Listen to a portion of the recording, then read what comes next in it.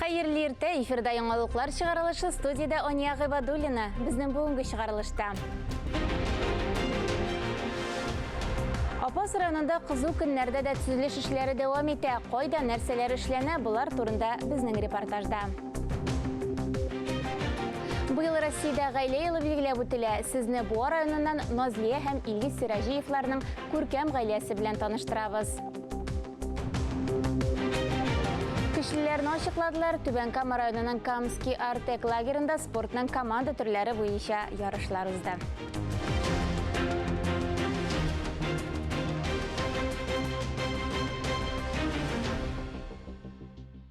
Бүген республикада урманнарда янгын куркынычы саклану белән бәйле кисәтү гамәлгә кертелгән. Термометр баганалары бүген 32 градуска кадәр күтәрелә дип белдерде синоптиклар. Иртәгәдән ниһаять салкын атмосфера фронты йогынтысы башланыр дип көтелә. Республика буенча урыны белән яшенле һәм җилле, кыска вакытлы яңгырлар яву ихтимал.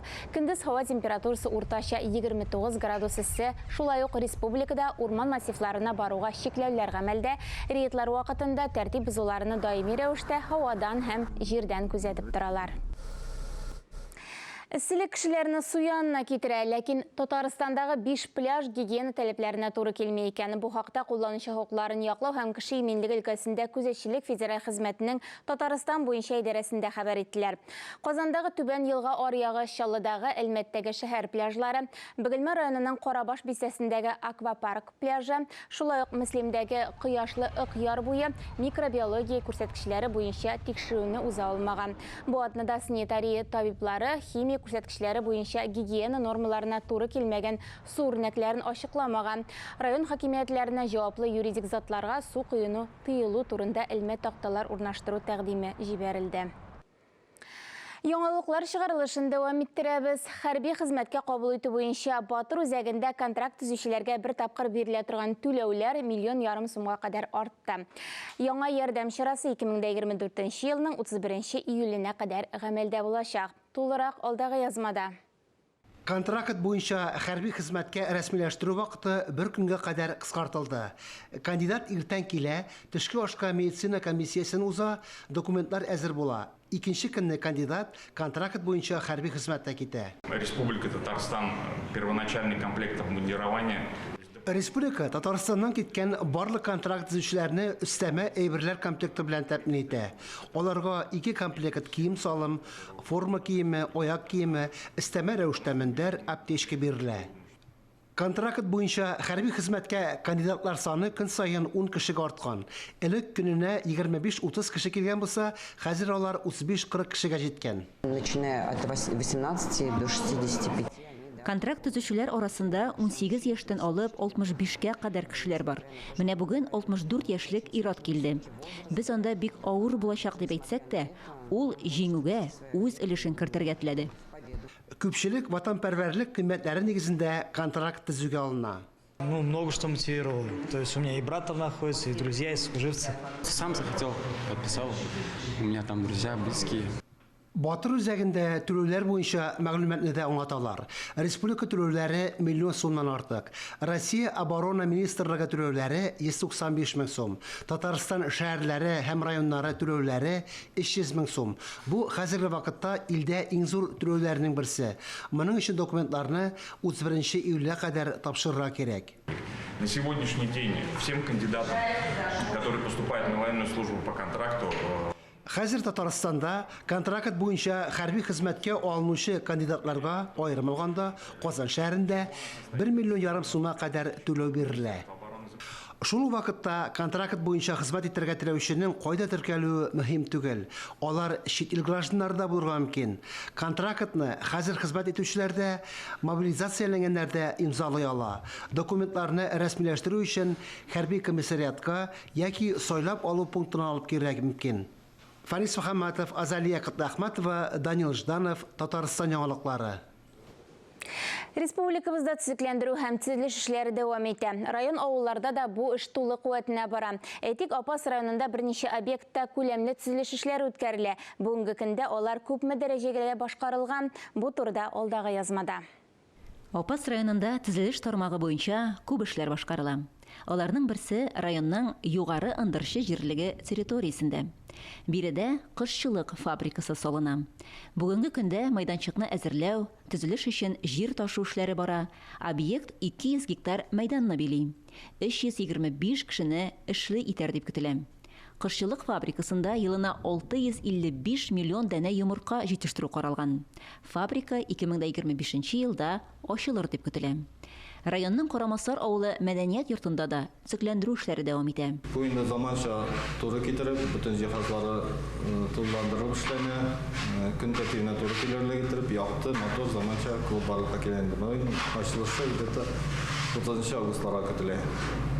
Бу авылда где-то 200 га якын халык яши, һәм шулар инде барысы да мәшһүр мәдәният йортына тартылсын иде, киләчәктә яңа мәдәни чаралар булсын иде. Карамасар авылы мәдәният йортын төзекләндерү март аенда башланган иде.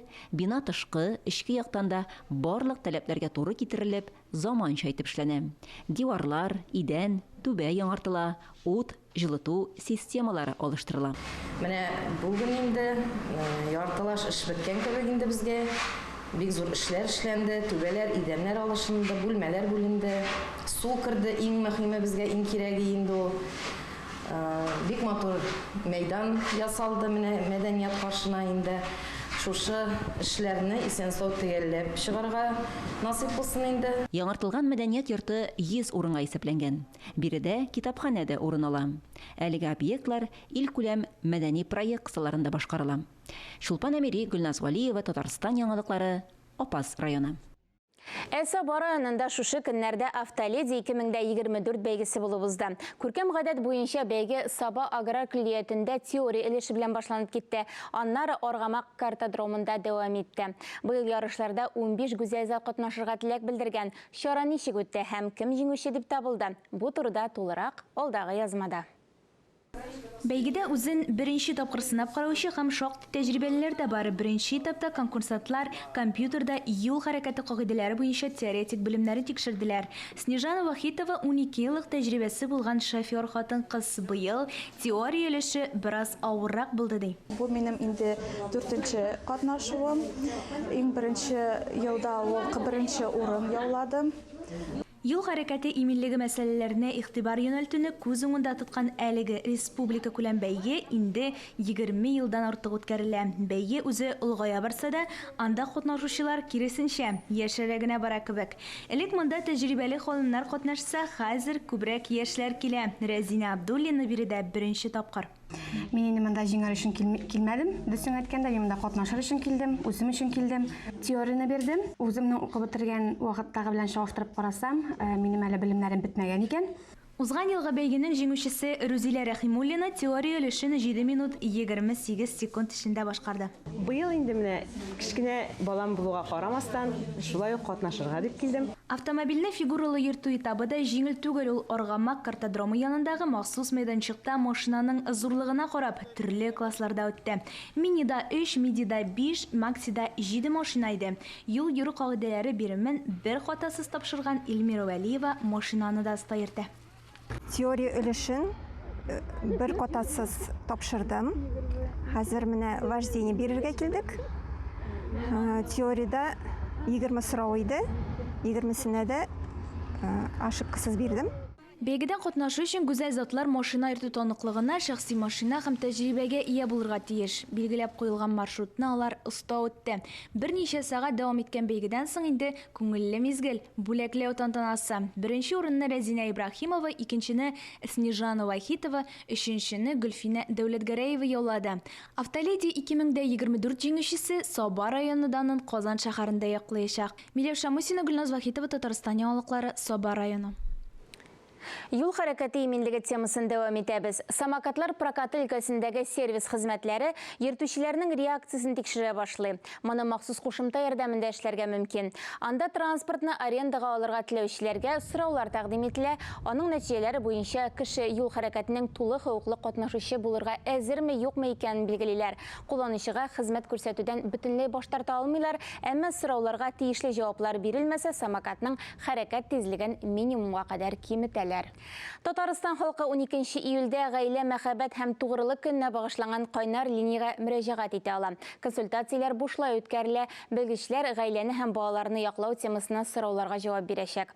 Шалтыратуларны Татарстан Республикасында кеше хукуклары буенча вәкаләтле вәкил, Республика Дәүләт Советының мәрхәмәт, милосердие, хатын-кыз депутатлар берләшмәсе, төрле министрлыклар вәкилләре кабул итә. Кайнар линия иртәнге сәгать 10-нан көндезге 2-гә кадәр эшли. Шалтыратуларны 236-00-71 телефоны буенча кабул итәләр. Эфирда яңалыклар чыгарылышы, без дәвам итәбез. Мәгълүм булганча, быелгы ел Россиядә гаилә ел дип игълан ителде. Алдагы видеоязмабыз Буа районында яшәүче Сиражиевлар гаиләсе турында. Алар бергә 29 ел гомер иткән. Бәхетле гаилә янында хәбәрчебездә булып кайтты. Безнең районда үрнәк булырдай нык гаиләләр күп. Шәһәрдә үз йортлары белән гомер итүче Нәзлия һәм Илгиз Сиражиевлар бер-берсен аеруча җылы мөнәсәбәтләре, бер-берсе өчен җан атулары белән аерылып торалар. Без килгәндә бу матур гаиләне бакчада туры китердек. Һәрберсе үз эше белән мәшгуль булса да, мәхәббәт тарихлары ничек башлануы турында белми кала алмадык. Ул шундый: Минзәлә кызы Буага абыйларына кунакка кайта һәм Илгиз белән таныша. Аннары ике арада хатлар йөри башлый. Ул заманада телефонда юк иде. Бер нинди аралашу чарасы юк дип әйтә алмыйм, бар иде хат язышыш. Без бик көтүп бер-беребездән хат алыштык. Аннары Нәзлия мәдәният агарту училищесына бару турында хыялларын читкә куеп, Буага килеп, бухгалтерлыкка укый. Озакламый сөйгәне кызның кулын сырап килә. Илгиз Нәзлияне сабырлыгы, әдәплелеге, әйбәтлеге белән җәлеп итә. Илгиз әйтүенчә, алар арасында мәхәббәт хисләре әле дә өр-яңа. Доверие, во-первых, я считаю. Гаиләдә минемчә бер-береңә ышану кирәк. Безнең хисләребез әле дә нык. Шулай ук үзара хөрмәт, шулай булганда бергә яшәү рәхәт, киләчәккә ышаныч белән карыйсың. Сиражиевларның мәхәббәт җимешләре 3 уллары, әниләре Нәзлия, Марсель, Илназ һәм Исламны горурлык белән 3 баһадирыбыз дип атый. Улларның икесе инде туган йорттан киткәннәр, инженерлыкка укыганнар, төпчек Ислам әле мәктәп баласы. Әнисенең хыялларын тормышка ашырып, үсмер матур итеп баянда уйный. Әткәй үземнең бик яхшы итеп баянда уйныйдыр. Улым инде хәзер шушы эздән китте дип беләм. Әкрен генә тырышып, баян уйнап яши башлады. Күптән түгел Нәзлия һәм Илгиз беренче тапкыр әби-бабайда булдылар. Өлкән улы Марсель һәм килене Камилә кечкенә Әдилне алып кайттылар. Аныгыз тугач, гаилә тормышы тагын да тәмлерәк була башлады, диләр Сиражиевлар. Рөстәм Әхмәдуллин, Илнур Кадыров, Татарстан яңалыклары. Гаилә темасына без әле соңрак әйләнеп кайтырбыз, хәзер спорт турында. Дөресрәге, спортка һәм сәламәт яшәү рәвешенә мәхәббәт тәрбияләүчеләр хакында. Шушы көннәрдә Түбән Камада Камский Артек лагерында футбол һәм волейбол буенча турнир узды. Ярышларда малайлар белән бер рәттән кызлар да үз көчләрен сынап карады. Катнашучыларның яше 7-дән 17-гә кадәр. Турнирның иң кызыклы мизгелләре алдагы репортажда.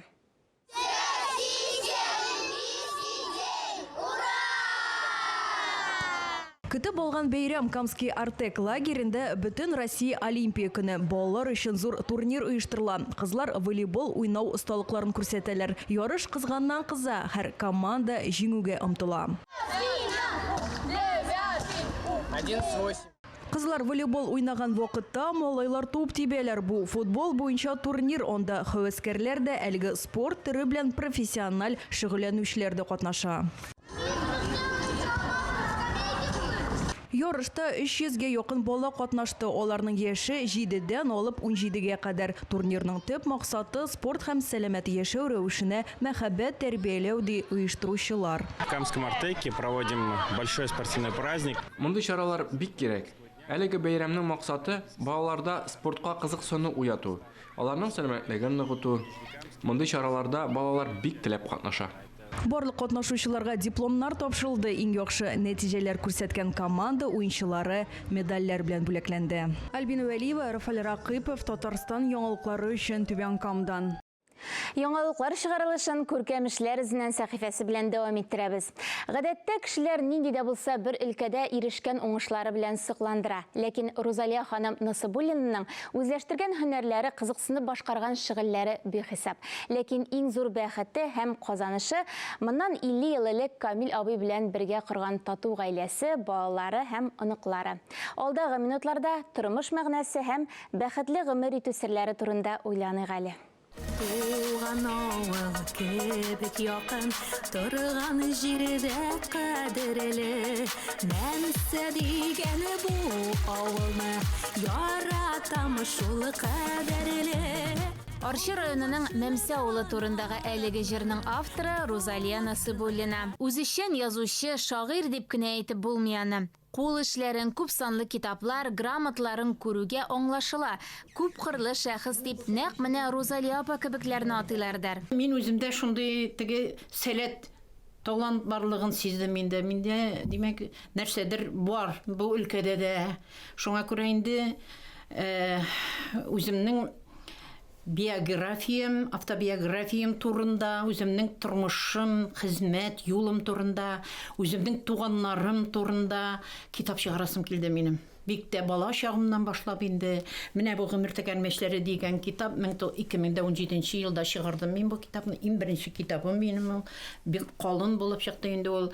Розалия апа җырга моңга да битараф түгел. Әзрәк кенә булса да үзе дә уйнап ала икән. 13 ел Өммегелсем дигән фольклор ансамблен җитәкләүе дә очраклы түгел. Гаилә бездә музыкаль гаилә, әти гармунда, тальянда бик матур уйный иде. Абыйларым икесе дә уйнадылар инде. Энекәшем уйнады. Аларга кызык, мин дә уйнарга өйрәндем менә. Башта тальянда уйнарга өйрәндем, аннан хромкада уйнарга өйрәндем. Һәм шушы Ташкичүгә күчеп килгәч, баянга өйрәндем инде. Балаларны музыкадан баян белән җырлаттым инде, менә шушында укыттым инде.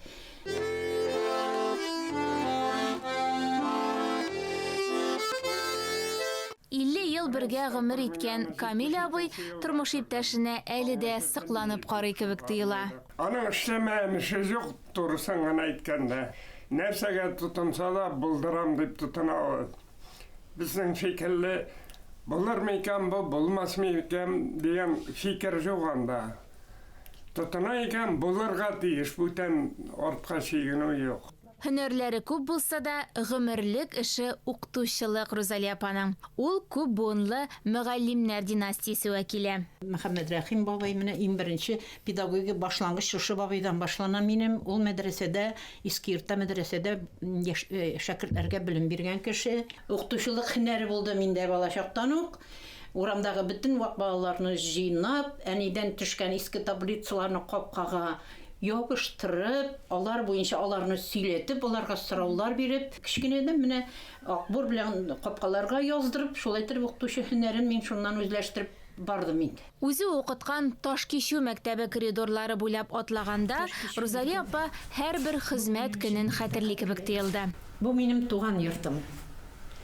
Чөнки бу мәктәпне 1986 елда мин үз кулларым белән ачып кирдем. Биредә ул 20 ел хезмәт куя, шуның 12 елын мәктәп директоры булып эшли.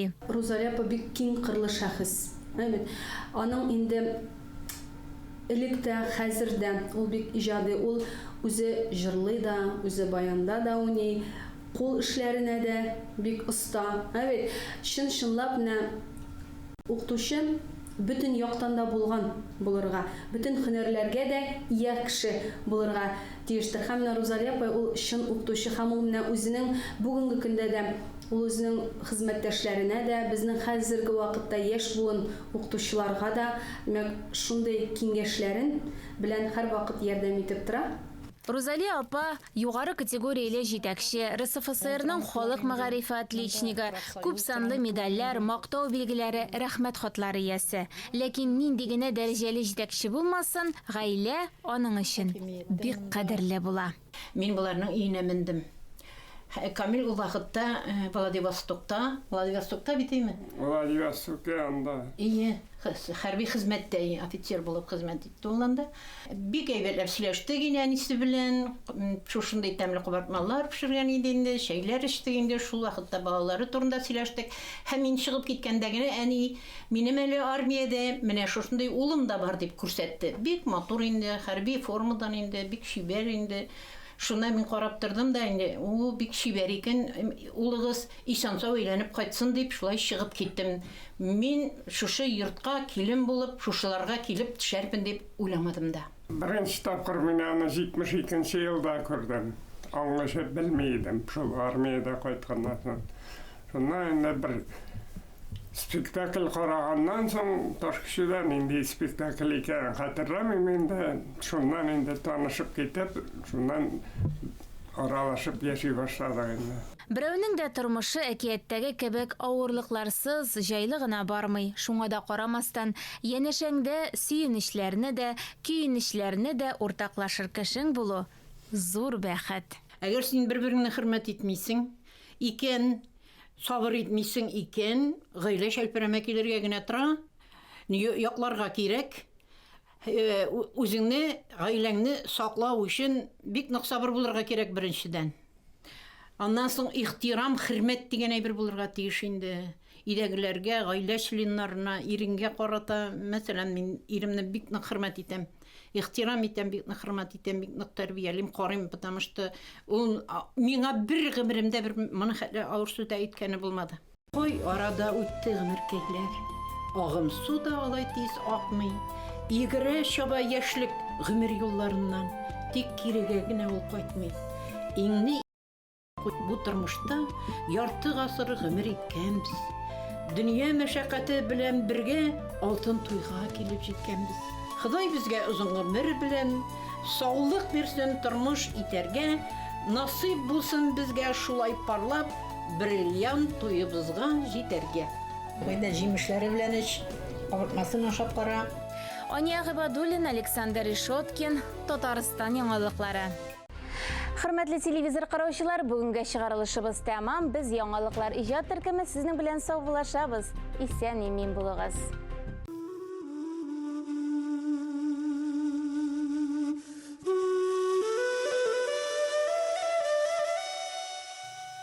Йөрәгемә сөю кагылганда, ал биләүгә төрнеп атты таң. Сабый таңга карап пышылдадым. Мин яратам сине, яратам. Син киткәндә миннән мәңгелеккә ак томанга төрнеп атты таң. Томаннарга карап кабатладым. Мин яратам, барбер яратам. Аннан соң күпме таңнар атты. Мин аларга бер ни әйтмәдем. Һәр таң миңа яңа көн китерде яшәсен дип синең яткарың. Исемеңне бүген яд иткәндә, моңсу шатлык булып таң сыза. Кара төнне алтын итә алган бу мәхәббәт гаҗәп могҗиза.